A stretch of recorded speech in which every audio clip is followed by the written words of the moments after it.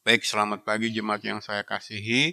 Kita akan lanjutkan pelajaran kita tentang 3 aliran Kristen yang menyimpang. Di-trigger, dipicu oleh hebohnya pembahasan tentang Kristen progresif ya. Dan yang ingin saya bagikan di awal ini adalah sempat ada yang menghubungi saya kemarin, seorang ibu yang melaporkan bahwa 2 video kita, khotbah kami yang sudah saya posting di YouTube, di-ban, dihapus postingan saya dari grup WhatsApp tersebut. Jadi ibu ini semacam melaporkan, mengadu lah, setengah mengadu kepada saya. Lalu saya katakan itu tidak mengherankan, karena kalau jemaat sempat menyaksikan 2 video terakhir itu emang keras ya, berbicara tentang pertobatan. Pesan Injil Kristusnya begitu kental, dan bukan hal yang baru bagi saya. Jadi kalau saya dengan Ibu Gembala, pelayanan kami di sini sudah mengalami hal-hal seperti itu, mungkin sudah hitungan puluhan tahun sekarang.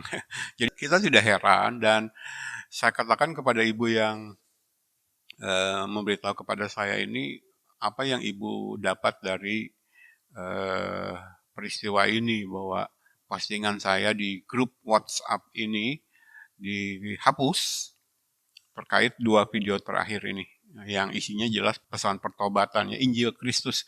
Saya tidak akan menyampaikan Injil yang lain. Saya bilang saya hanya ingin menyampaikan Injil Kristus. Jadi apa yang ibu dapatkan dari pengalaman ini?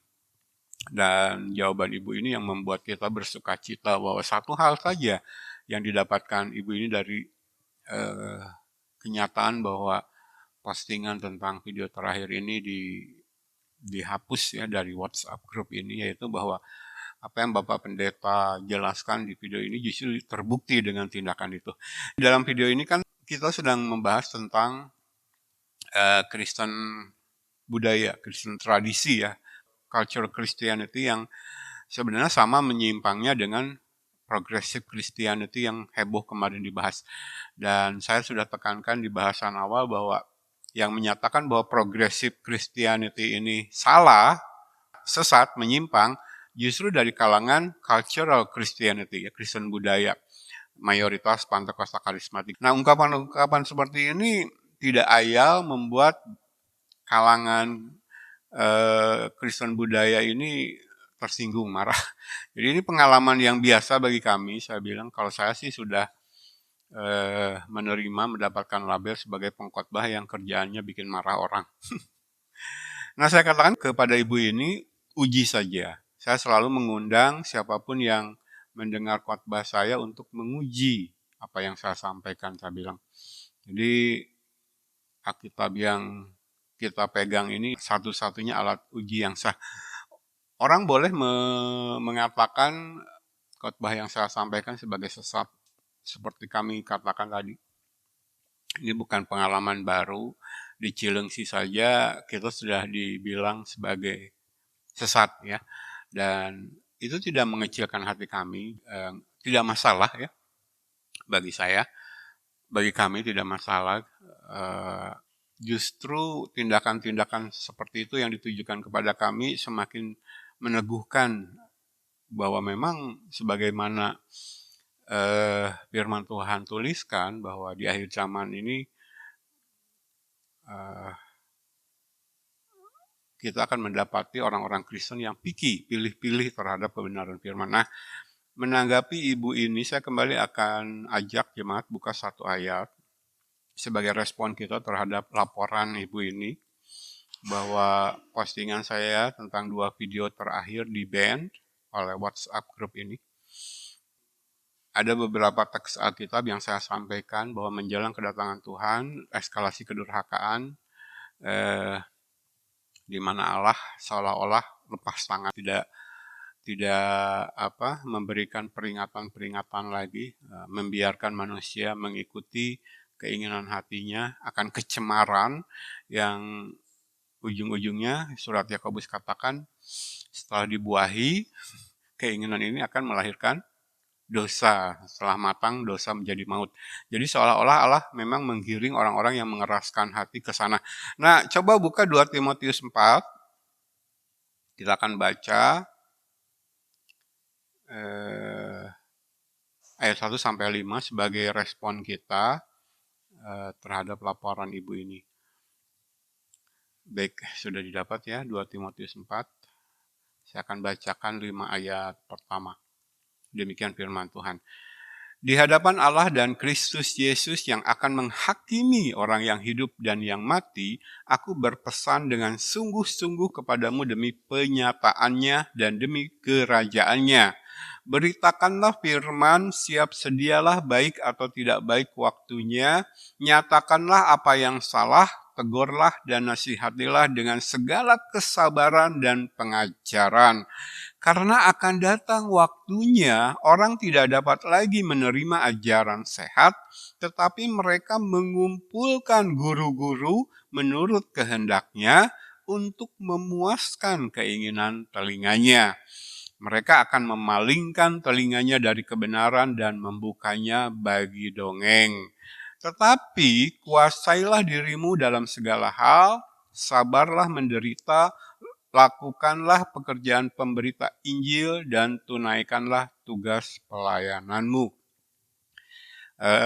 Pesan yang Paulus tuliskan kepada hambanya Timotius yang juga anak rohani kesayangan Paulus ya, mengatakan bahwa sebagai hamba Tuhan tugasnya siap sedia memberitakan Injil Kristus, baik atau tidak baik waktunya.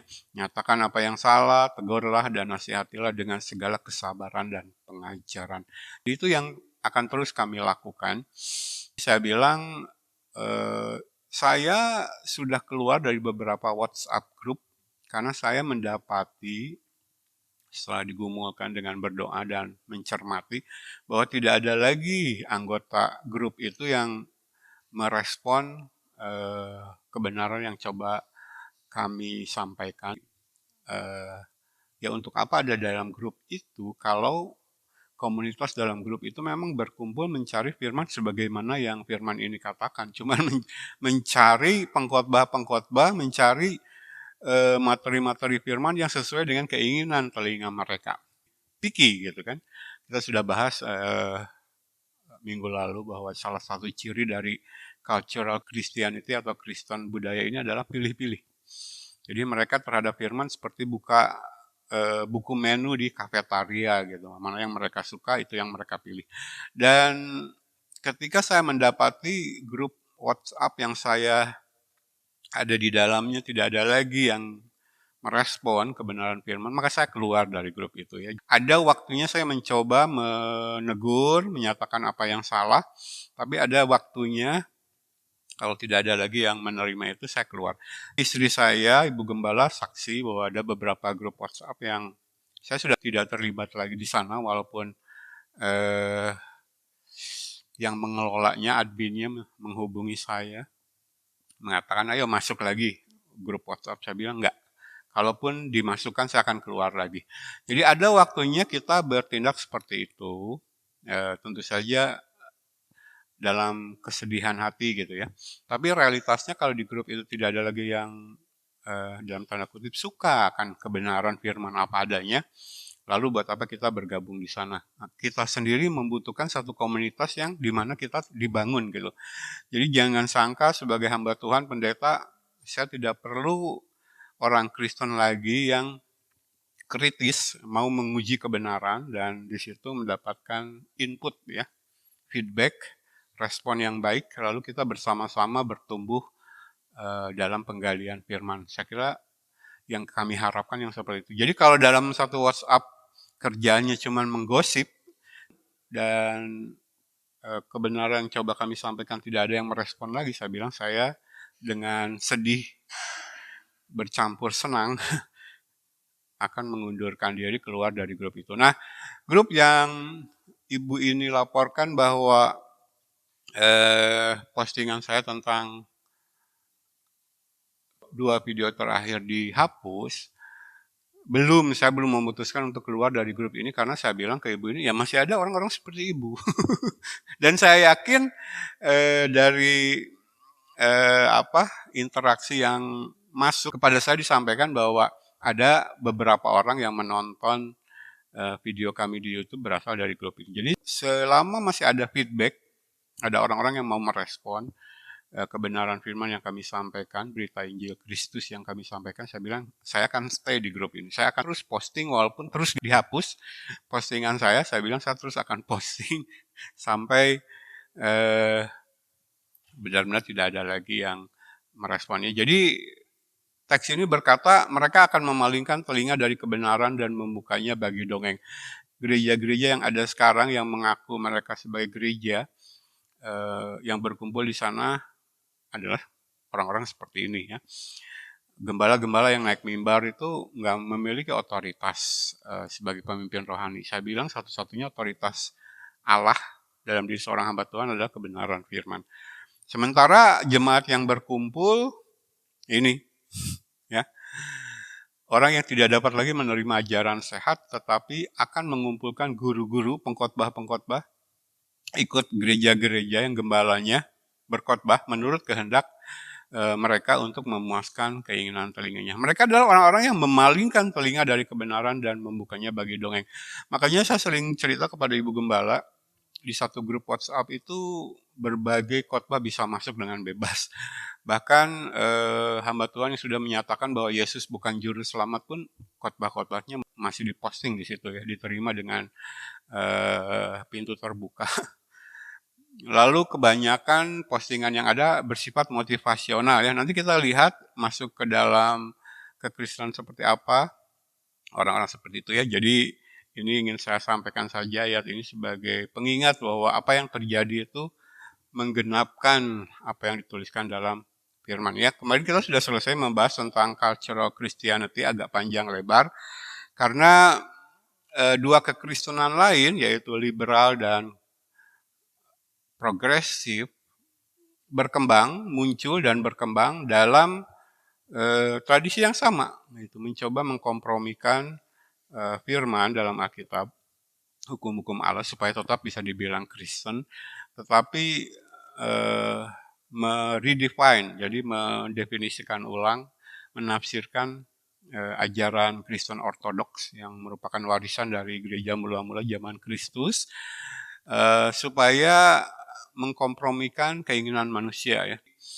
Kebenaran ikut budaya. Yang seharusnya terjadi kan budaya ketika sudah menyimpang dari kebenaran firman balik gitu kan.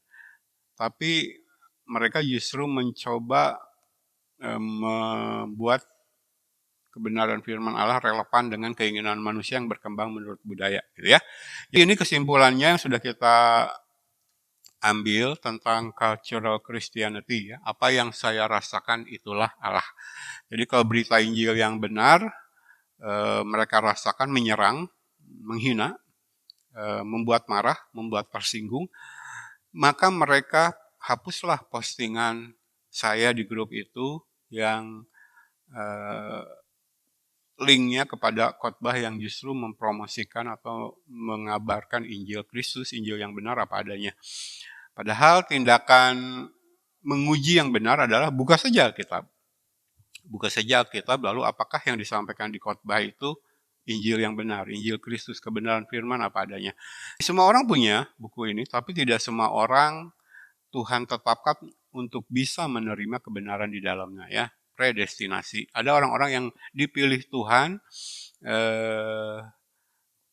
mereka dilahirkan kembali dan dalam kelahiran kembali mereka mendapatkan Roh Kudus.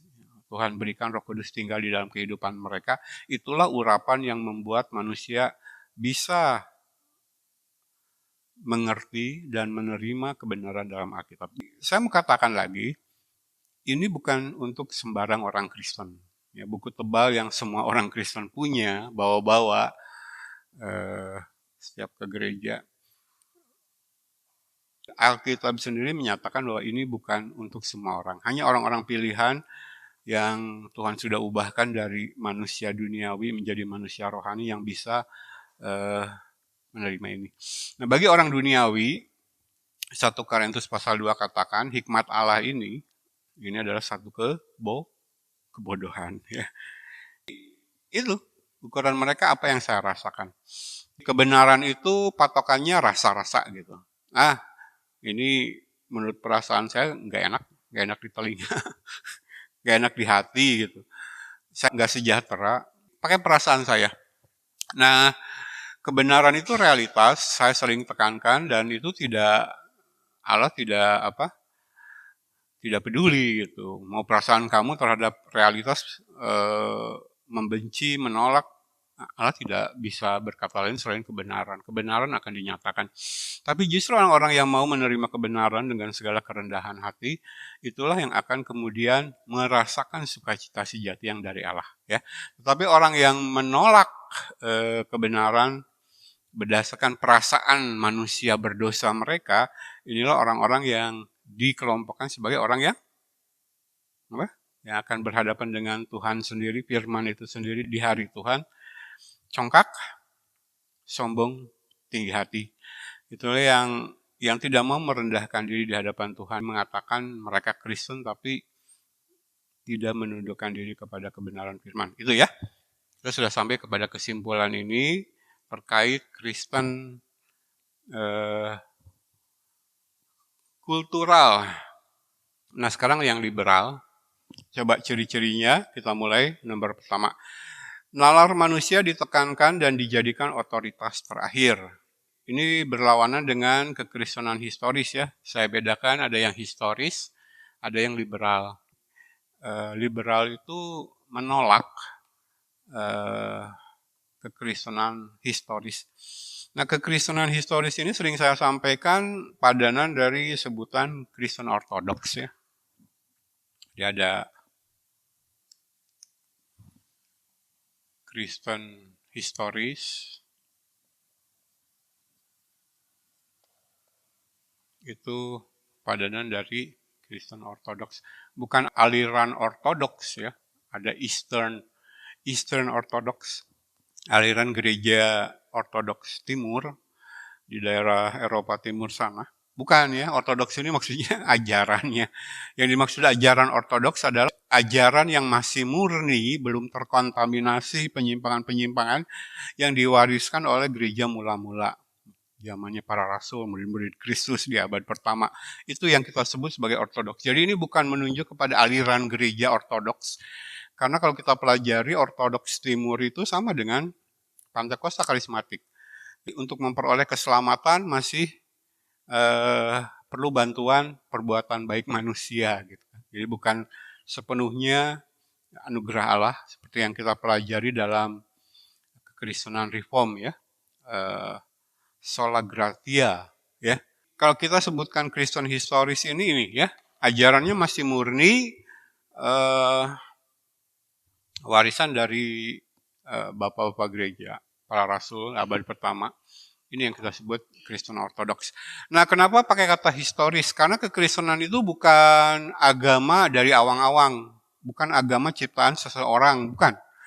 Kekristenan itu menunjukkan bahwa Allah real, Allah itu nyata ada, dan dia bekerja dalam perjalanan sejarah dunia. Jadi penciptaan, sampai zaman sekarang, sampai masa depan, bahkan kesudahan dunia itu sejarah kehidupan alam semesta, manusia di dalamnya, dan kita mendapati bahwa Allah bekerja di sana. Makanya kita sebut Kristen itu agama kepercayaan Kristen itu historis gitu. Jadi apa yang dituliskan dalam Alkitab ini banyak cerita yang menuliskan kejadian benar nyata yang terjadi dialami oleh manusia di dunia ini. Ya.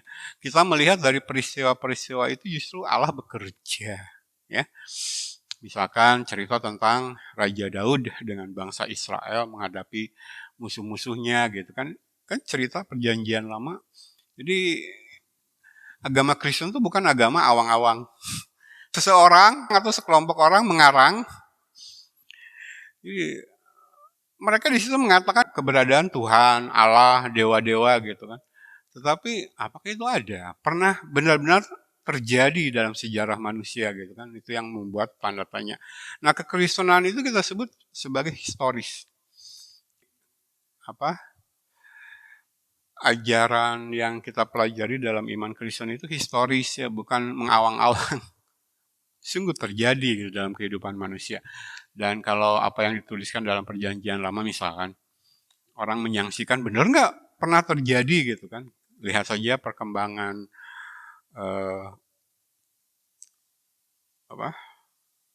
orang yang menggali untuk mencari sisa-sisa peninggalan sejarah itu apa namanya?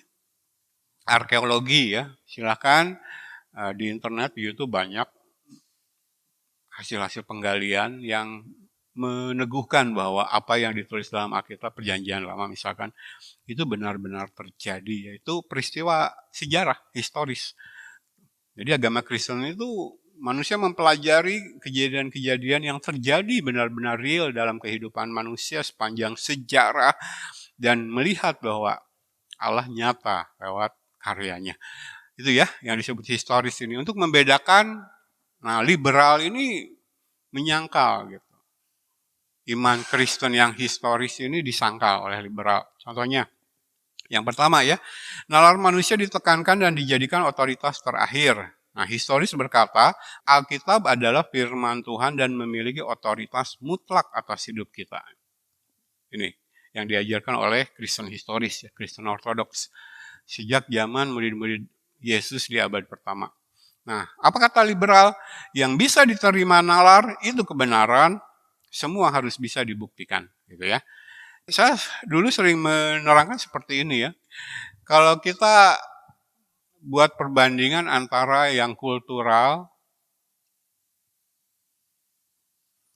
melawan liberal terkait nalar, maka saya dulu sering menerangkan bahwa ini adalah ekstrim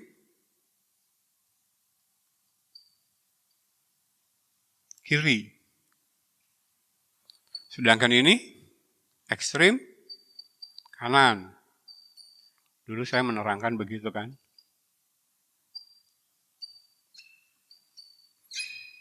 Ya. Ini terkait nalar. Ekstrim kiri maksudnya apa? Nalar diabaikan.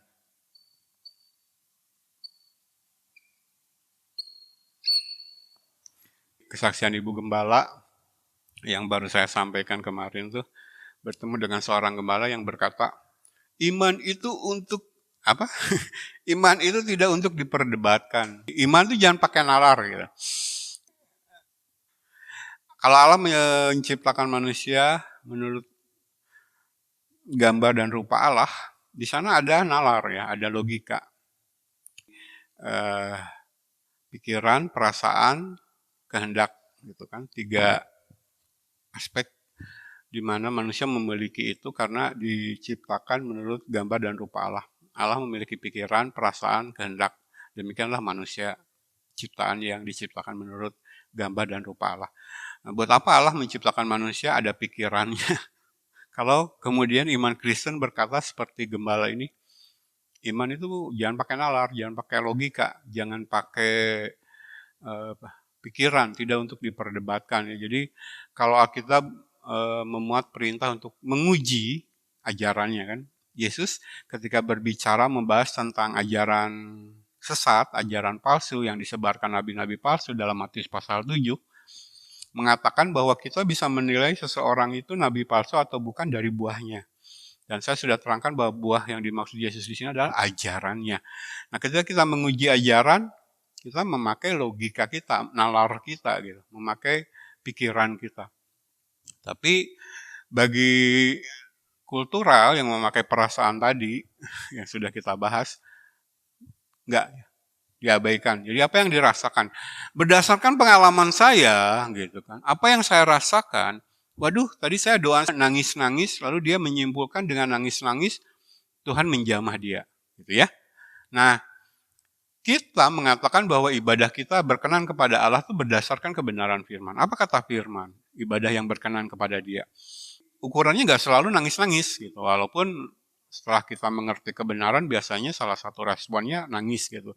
Sukacita gitu karena sesuatu yang tertutup bagi banyak orang di dalam iman Kristen dibukakan gitu oleh karya Roh Kudus. Bisa saja kita menangis di situ.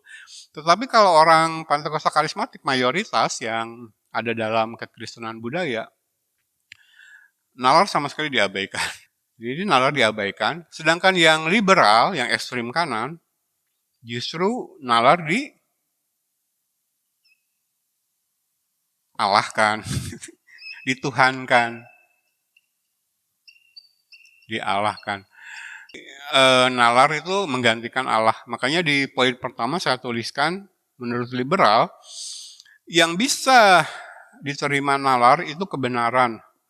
Semua harus dibuktikan. Nah, mereka tuh bersikap begini dalam kesombongan mereka. Karena yang mereka maksudkan sebagai bisa dibuktikan itu kan menurut manusia. Nah, kita berbicara tentang alam semesta ciptaan saja, banyak hal yang dalam keangkuhannya manusia berkata, oh, menurut sains buktinya demikian. Tapi kemudian seiring dengan berjalannya waktu ternyata dikoreksi. Jadi apa yang menurut manusia bisa dibuktikan dan itu dianggap kebenaran, ternyata setelah pengetahuan berkembang, teknologi berkembang, dikoreksi juga gitu. Artinya, berbicara tentang ciptaan saja, manusia tidak bisa menyalami sepenuhnya. Apalagi tentang Allah.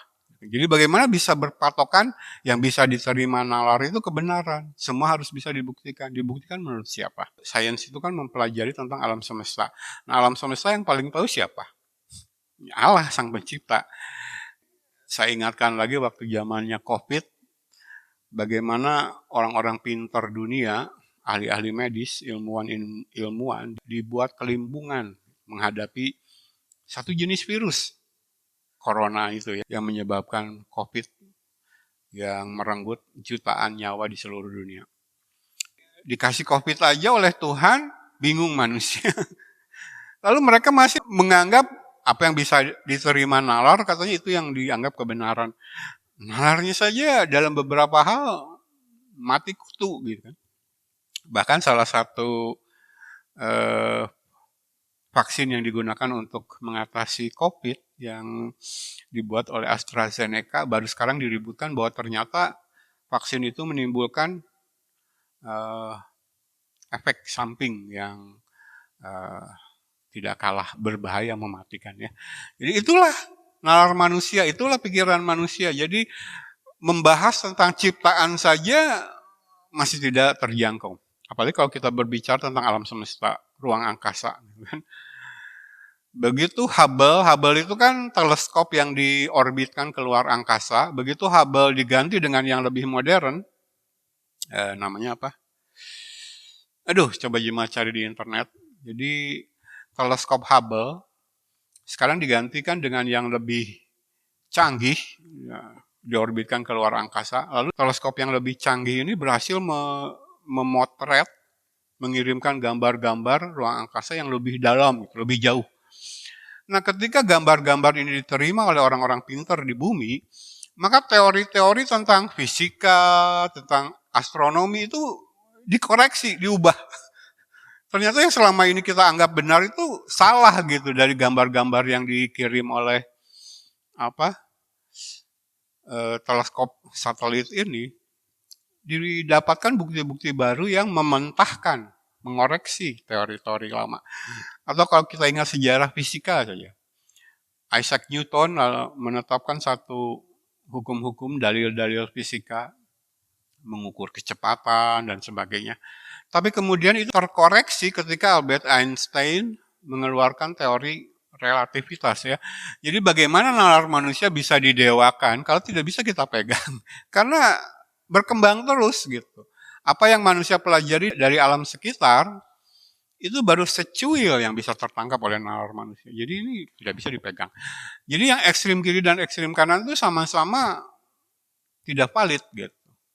Yang satu mengabaikan sesuatu yang Allah ciptakan. Karena ketika Allah memiliki pikiran, lalu ada makhluk ciptaan yang bernama manusia yang diciptakan menurut gambar dan rupa Allah memiliki pikiran. Allah berharap bisa mengkomunikasikan dirinya, mewahyukan dirinya terhadap makhluk-makhluk yang Allah ciptakan memiliki pikiran. Tapi bagi kultural, mayoritas Pentakosta karismatik ada di sini, ya berikan. Makanya pandangan tentang kebenaran itu orang satu dengan orang lain bisa berbeda karena pengalamannya berbeda. Apalagi kemudian dipengaruhi oleh mistik ya. Jadi kalau nalar sudah diabaikan, bergeser ke arah mistik. Jadi pengalaman saya. Tadi malam saya mendapat mimpi, tadi malam saya mendapat suara. Walaupun suara itu bertentangan dengan kebenaran yang objektif yang ada dalam Alkitab. Tapi ini, mereka lebih memegang itu. Di WhatsApp grup yang ibu tadi lapor bahwa postingan 2 video terakhir kita di-ban, dihapus. Saya katakan kepada ibu ini, coba ibu cermati. Yang diposting dalam grup WhatsApp ini memang khotbah-khotbah aneka ragam. Semua boleh masuk. Tidak ada pengujian, tidak ada seleksi gitu, mana yang benar, mana yang tidak benar. Kristen itu jangan sampai menyinggung gitu. Terserah orang mau pilih yang mana. Saya katakan kebenaran Allah itu mutlak, absolut. Patokannya teks dalam Alkitab, isi Alkitab ini yang ditafsirkan secara sehat dalam satu pengajaran yang sistematis ya. Jadi kalau Kristen sudah berusaha menyenangkan manusia, ujungnya itu gitu kan. Semua jenis khotbah boleh masuk. Yang pastor-pastor dadakan muncul di YouTube, di internet pun masuk. Begitu ramai ya. Jadi dalam diskusi saya dengan ibu ini, saya katakan, ibu cermati tidak. Memang kebanyakan grup WhatsApp Kristen di situ cuma label ya. Sesuai dengan apa yang kita pelajari sebagai ciri-ciri dari Kristen kultural gitu ya. Jadi yang satu diabaikan, yang satu dialahkan, didewakan.